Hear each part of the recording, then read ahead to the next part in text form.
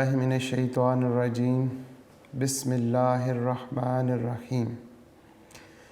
Unique group of institution की तरफ से अज़ीज़ तलबा व तालिबात, ये ऑनलाइन लेक्चर्स आपकी तालीम और तरबियत के लिए प्रोवाइड किए जा रहे हैं और मैं हूँ प्रोफेसर राजा वाजिद अली, जिनसे आप स्टैटिस्टिक्स पढ़ते हैं। अल्लाह का लाख लाख शुक्र है कि हम अपने फ़र्स्ट 50% के आखिरी मराहिल में चल रहे हैं। हमारा चौथा चैप्टर तकरीबन कंप्लीट होने वाला है। मैक्सिमम हमारे 2 लेक्चर्स तक ये कंप्लीट हो जाएगा। इसके साथ साथ हम इंशाअल्लाह चैप्टर नंबर 5, जो बहुत ही आसान चैप्टर है, वो शुरू करेंगे। तकरीबन आफ्टर 2 या 3 लेक्चर्स के बाद हम हस्ब मामूल अपने लेक्चर का आगाज़ एक दुआ से करेंगे और दुआ है इल्म की दुआ। अल्लाहुम्मा उर्ज़ुक़नी, ए मेरे परवरदिगार हम सब को अता कर इल्मन नाफ़िअन वासिअन हमीकन। ए अल्लाह हम सब को इल्म अता फरमा जो नफ़े वाला हो, जिससे हमें भी नफ़ा मिले और हमारे इस दुनिया में जब हम ना रहें तो उस वक्त भी लोग हमारे इल्म से नफ़ा हासिल कर रहे हों। इसी तरह ए अल्लाह, जो हमारा इल्म है जो आप हमें अता करेंगे वो वसी हो, वो मशरिक़ों से लेके मग़रिबों तक इतना वसी हो। और इसके साथ साथ हमारे इल्म की तीसरी खूबी ये हो ए अल्लाह कि वो हमीकन, गहराई वाला हो। आमीन। इस दुआ के साथ हम आज का लेक्चर का आगाज़ करते हैं। हमने लास्ट टाइम क्वेश्चन नंबर 27 का ए पार्ट किया था, अगर मेरे बच्चों को याद हो, जिसमें हमने बोलेस कोफिशिएंट ऑफ स्क्यूनेस किया था। और इसका बी पार्ट मैंने कहा था कि प्यारे बच्चों, आप ख़ुद कोशिश कीजिएगा करने की, और जिन बच्चों से नहीं सॉल्व हुआ उनके लिए आज के लेक्चर में मैं इसे दोबारा से कंप्लीट सॉल्व करके दिखाता हूँ। और इसके साथ साथ ही हम 28 क्वेश्चन करेंगे। आज हम जो सब्जेक्ट है, आपको पता है कि मेरे साथ आप स्टैटिस्टिक्स पढ़ते हैं, क्लास फर्स्ट ईयर है, इसी तरह चैप्टर नंबर 4 है और लेक्चर नंबर 71 है। क्वेश्चन नंबर 27 का बी पार्ट हम करने जा रहे हैं, जिसमें उसने पूछा हुआ है, आपको मालूम है क्वेश्चन नंबर 27 का बी पार्ट सिंपल सा सवाल है। उसने पूछा फाइंड बोलेस। मैंने लास्ट टाइम बताया था बच्चों को कि ये बोलेस एक स्टैटिस्टिशियन था जिसने मोमेंट्स से कोफिशिएंट्स ऑफ स्क्यूनेस मालूम किया था।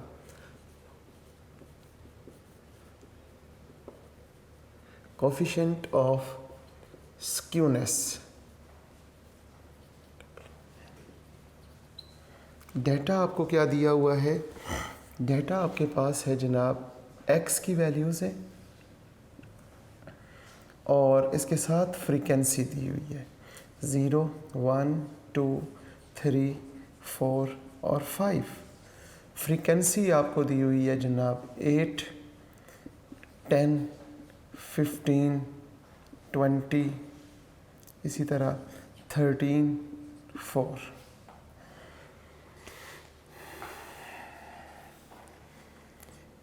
इसमें जो x की वैल्यूज़ हैं वो आपके पास है 0, 1, 2, 3, 4।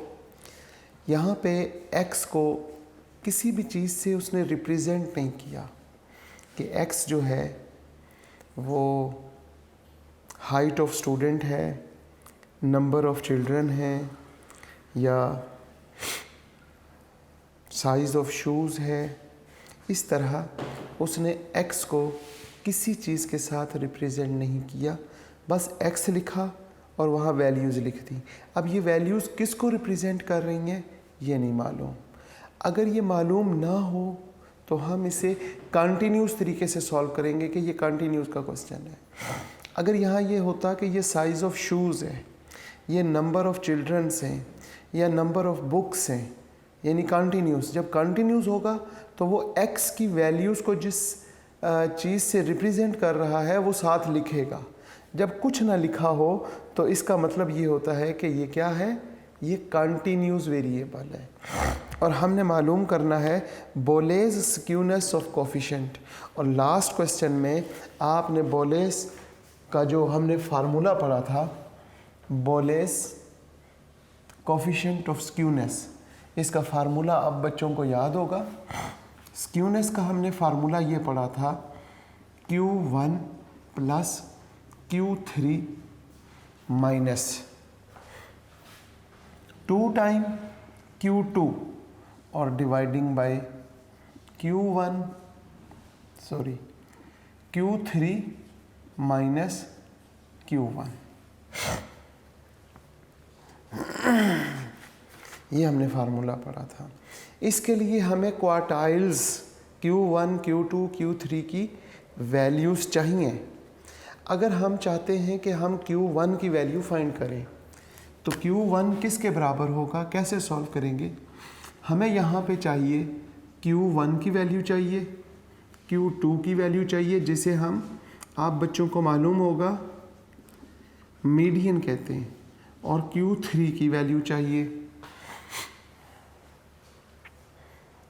इनके लिए हम यहाँ पे ये लिखेंगे Q1 is equal to L plus H/F, यहाँ पे लिखते हैं n/4 माइनस C, ये Q1 का फार्मूला है। अब इस फार्मूले के लिए हमें चाहिए L का मतलब होता है लोअर क्लास बाउंड्री, लिहाजा क्लास बाउंड्रीज़ की ज़रूरत है। अगर आप बच्चों को याद हो तो मैंने बताया था जब हमें मीडियन चाहिए, जब हमें Q1, Q2 और Q3 की वैल्यू चाहिए तो इन सब के लिए हमें दो चीज़ों की ज़रूरत होती है। नंबर 1 कॉम्युलेटिव फ्रीक्वेंसी और नंबर 2 क्लास बाउंड्रीज़। यहाँ पे हम क्लास बाउंड्रीज़ कैसे बनाएंगे? क्लास बाउंड्रीज़ बनाने के लिए हम यहाँ पे लिखते हैं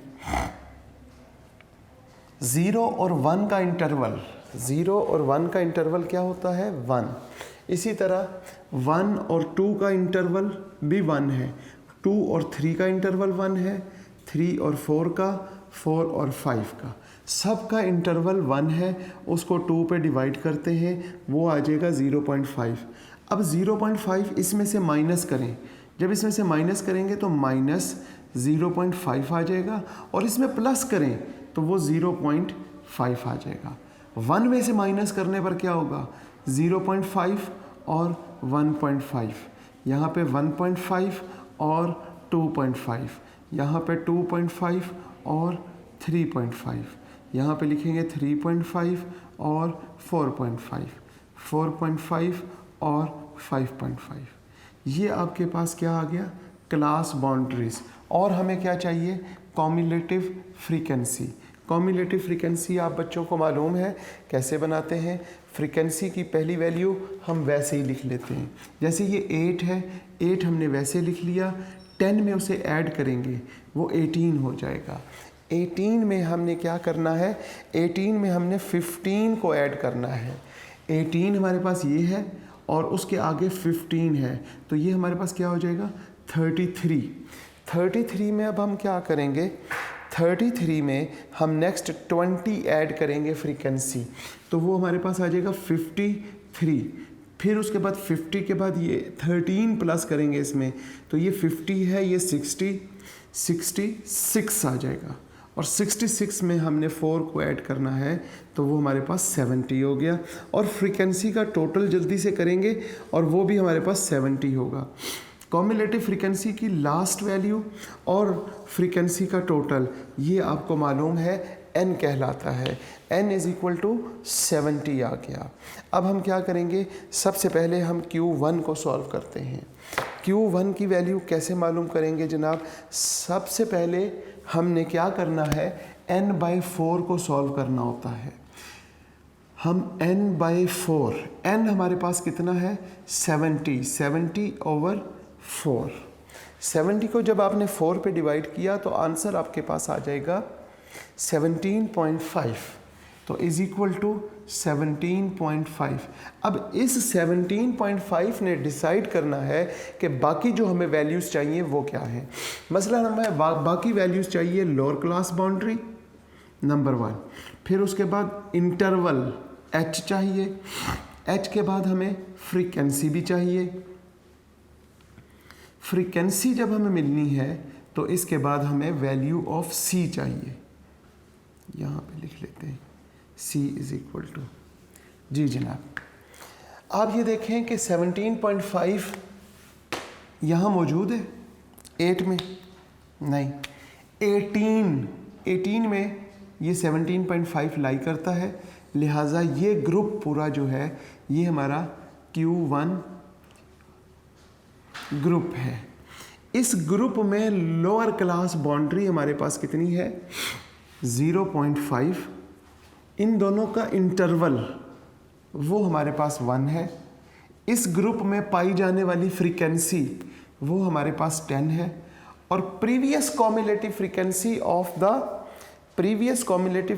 of the Q1 group is called C, और C जो है इस Q1 ग्रुप से प्रीवियस कॉम्युलेटिव फ्रीक्वेंसी है और वो है 8। ये सारी वैल्यूज़ अब हम फार्मूले में पुट करें और सॉल्व कर लें। फार्मूला आपके पास ये है, हम देखते हैं Q1 is equal to lower class boundary is 0.5, फिर प्लस 1/10 इंटू 17.5 माइनस 8। सबसे पहले ब्रैकेट को सॉल्व करते हैं।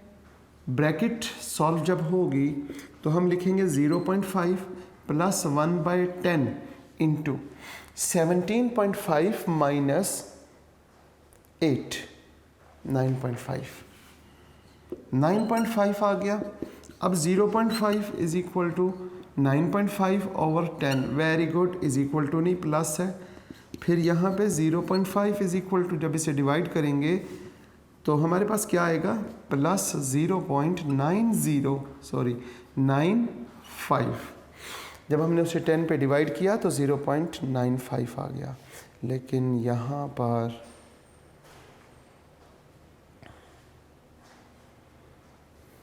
जी 0.95।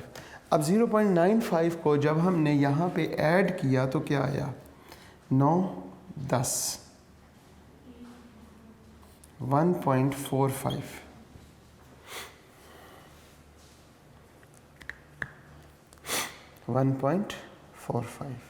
हमारे पास Q1 की वैल्यू आ गई 1.45।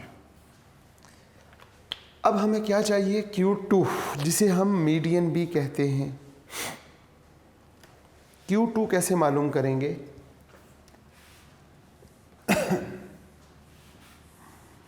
अगर हम बात करते हैं Q2 की तो यहाँ पर हमारे पास 2 हो जाएगा और यहाँ पे 2n/4।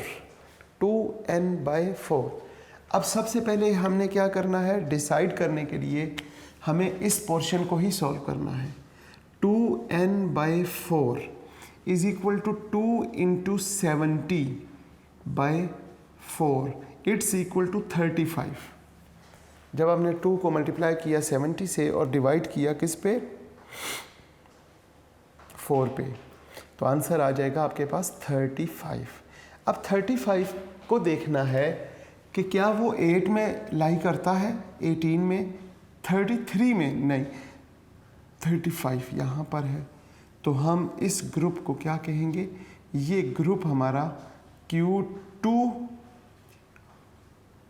ग्रुप है। अब यहाँ से हमें क्या चीज़ें मिलेंगी, बाकी तमाम वैल्यूज़ इस ग्रुप से मिलेंगी। इस ग्रुप में पाई जाने वाली लोअर क्लास बाउंड्री 2.5, L के बाद H इंटरवल 1 है, फ्रीक्वेंसी वो 20 है, f इज इक्वल टू 20 और c is the previous cumulative frequency of the Q2 group that is called 33। ये सारी वैल्यूज़ हम अपने फार्मूले में पुट करेंगे। फार्मूला क्या था? Q2 is equal to 2.5 plus 1/20 into 35 minus 33। हम यहाँ लिखेंगे 2.5 plus 1/20 into 35 minus 33। Answer is 2। अब यहाँ पे हम लिखेंगे 2.5 प्लस 2/20, तो 2.5 प्लस 0 मेरा ख्याल है 1 आ जाएगा, और इसे जब हम ऐड करेंगे तो 2.6, ये हमारे पास Q2 की वैल्यू आ गई। अब हम देखते हैं Q2 हमारे पास क्या है, वो हमारे पास 2.6 आ गया। Q2 के बाद अब हमने मालूम करना है Q3। Q3 के लिए हमें क्या करना पड़ेगा? आप बच्चों को मालूम होगा कि पहली बात है यहाँ पे 3 हो जाएगा, यहाँ पे भी 3 कर लेंगे, और यहाँ पे भी 3 आ जाएगा, और यहाँ पे 3 आ जाएगा, और ये वैल्यू चेंज हो जाएगी। उसकी वजह से लोअर क्लास बाउंड्री, फ्रीक्वेंसी और कॉमन इंटरवल और कॉम्युलेटिव फ्रीक्वेंसी ये भी चेंज हो जाएगी। अब हम देखते हैं क्या होता है। हमने यहाँ पे Q3 लिखा, यहाँ पे 3n/4 हो जाएगा, यहाँ पे 3n/4, 3 इंटू 70 और dividing by 4 is equal to क्या आता है? कैलकुलेटर से सॉल्व करें जल्दी से। 52.5, यस 52.5 आ जाएगा। अब 52.5 को हमने क्या करना है?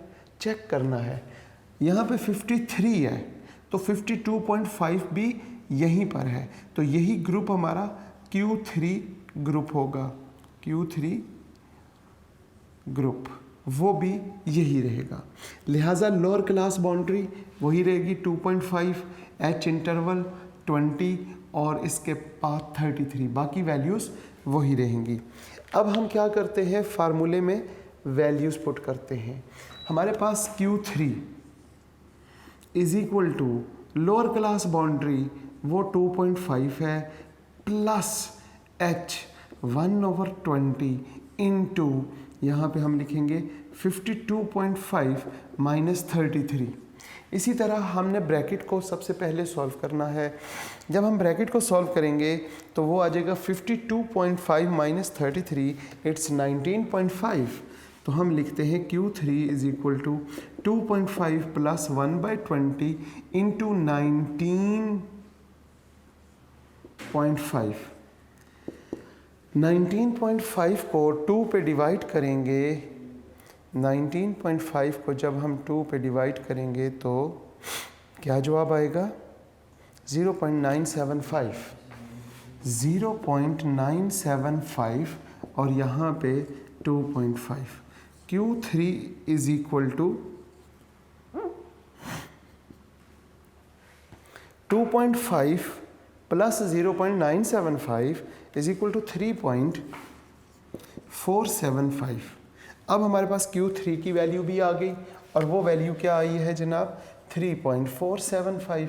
अब ये तीनों वैल्यूज़ इस फार्मूले में पुट करें तो यहाँ पे हम लिखते हैं स्क्यूनेस Q1 1.45 प्लस 3.475 और -2 इंटू 2.6 और नीचे हम लिखेंगे 1 नहीं, Q3 की वैल्यू 3.475 और -1.45। यहाँ पे हमारे पास क्यूनेस की वैल्यू आ जाएगी।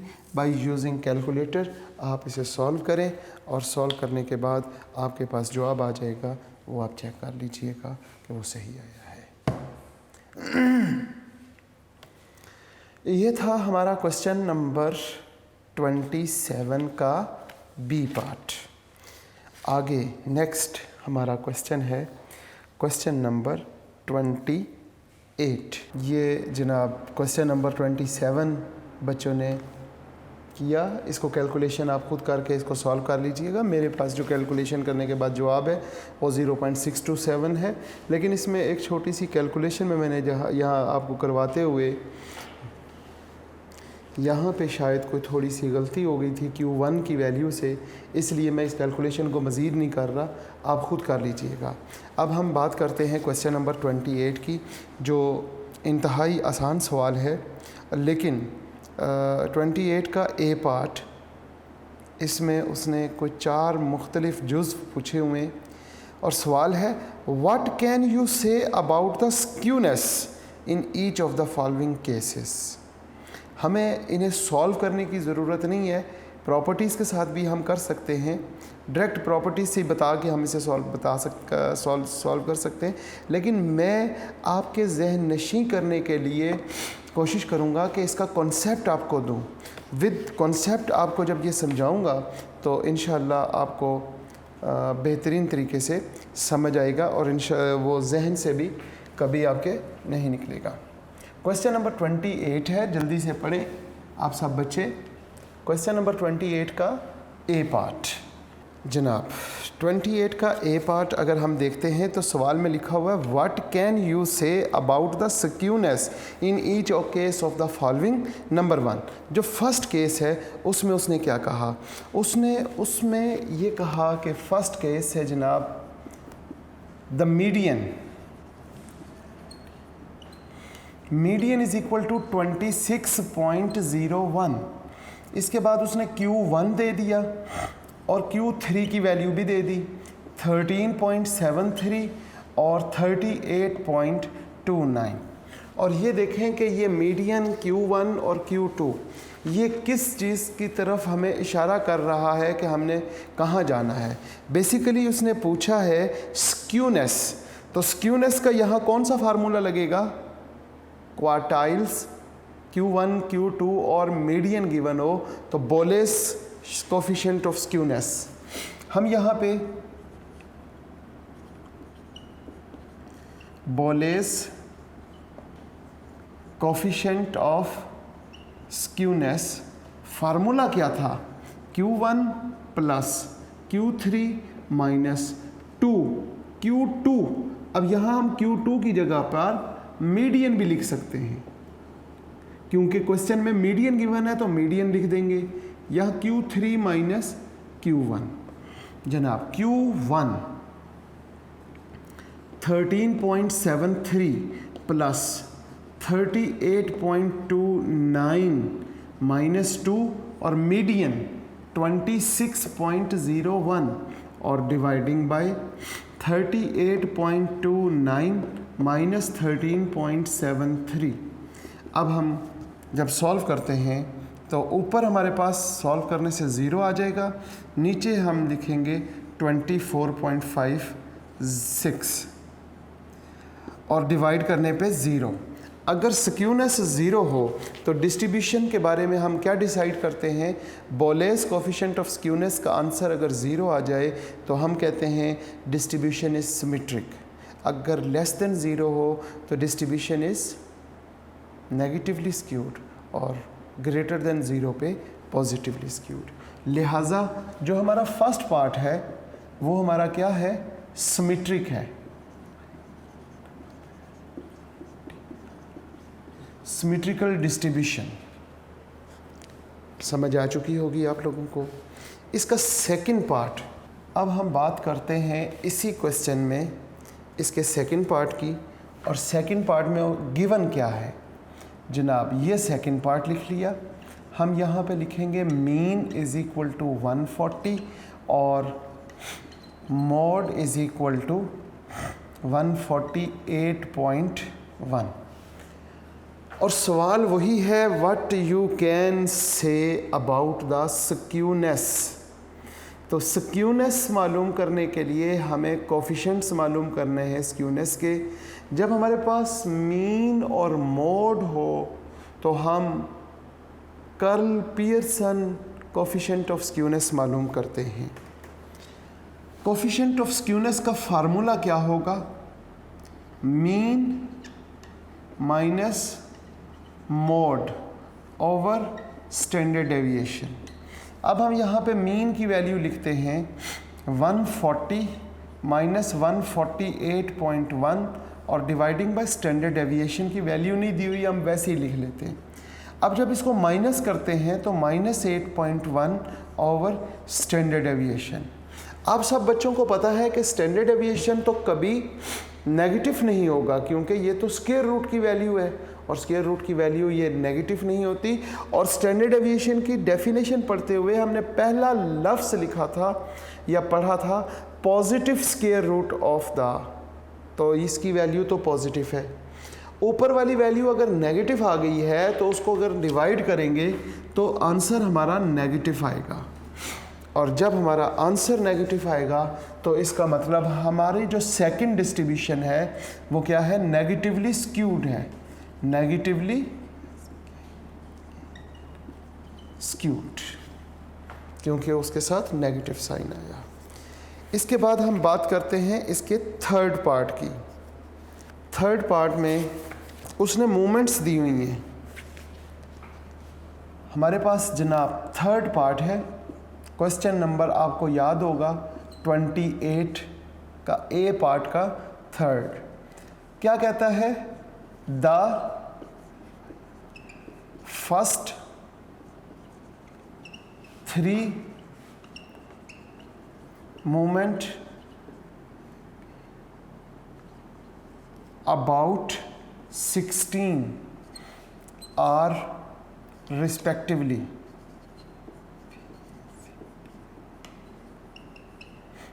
वो क्या है? -0.35, 2.9 एंड -1.93। इसका मतलब ये हुआ कि M1, M2 और M3 ये हमारे पास हैं जनाब -0.35, 2.9, -1.93। अब हमें मोमेंट्स चाहिए अबाउट मीन। अगर हम चाहते हैं कि मोमेंट अबाउट मीन मालूम करें तो कैसे करेंगे? वेरी गुड, सब बच्चों को मालूम है moment about mean μ1 m1 minus m1, μ1 is equal to, ये हमारे पास m1 की वैल्यू है -0.35 माइनस -0.35, μ1 इज इक्वल टू -0.35 और प्लस 0.35, लिहाजा μ1 इज इक्वल टू 0। μ1 ऑलवेज 0 होता है। अच्छा जी, μ2 का फार्मूला बताए ना, पता चले। μ2 minus m2 minus m1 square, ये हमेशा वेरिएंस के इक्वल होता है।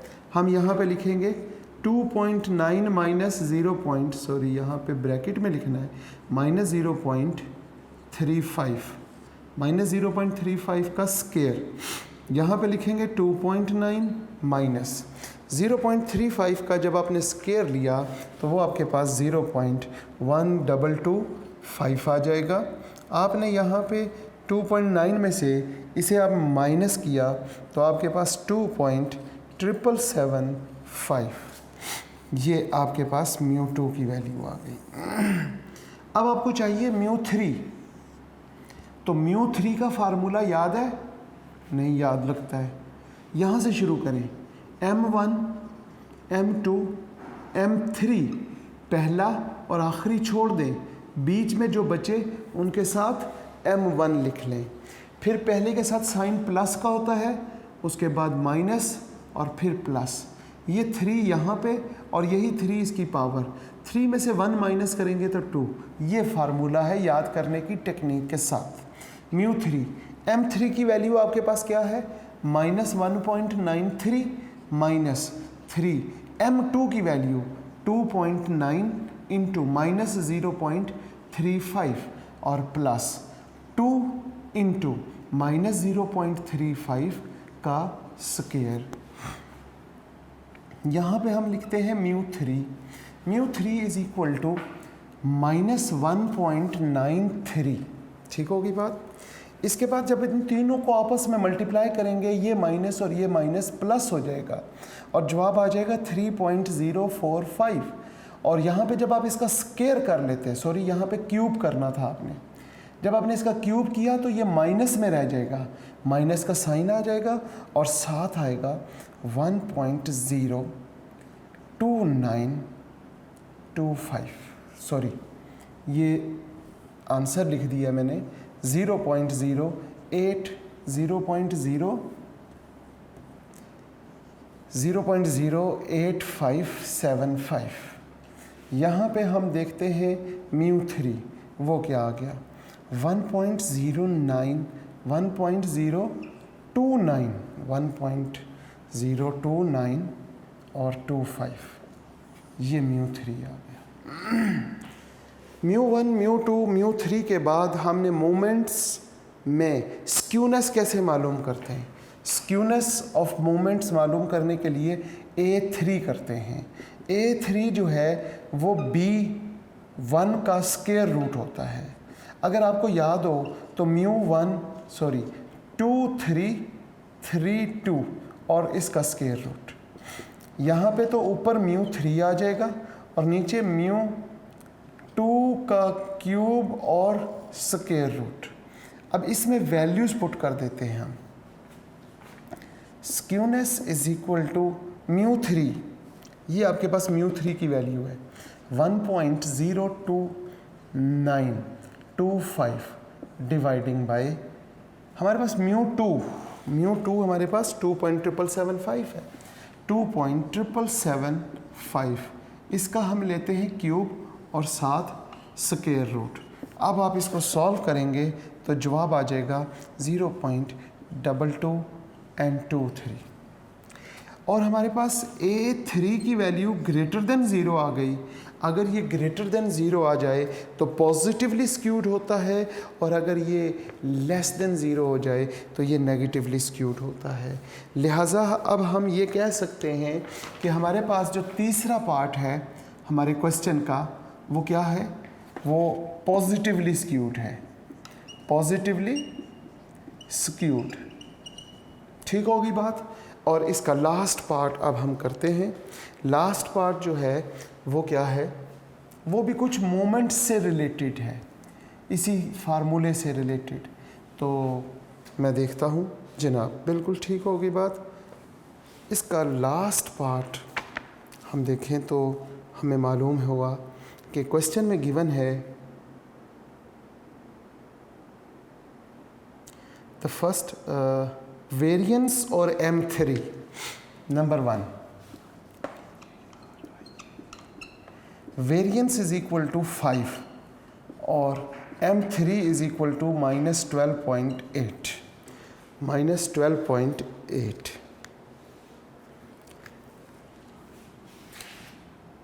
Mu two is equal to या फिर M2 is equal to variance. M2 की वैल्यू किसके बराबर है 5, लिहाजा M2 भी 5 हो गया। मोमेंट मालूम करने के लिए स्क्यूनेस मालूम करेंगे। इसकी मोमेंट स्क्यूनेस वो हमारे पास A3 होता है। A3 B1 का अंडर रूट होगा और B1 का जब अंडर रूट लेते हैं तो M/M लिख लेते हैं। यहाँ पे 2 3 3 2 और स्क्वायर रूट ले लेंगे।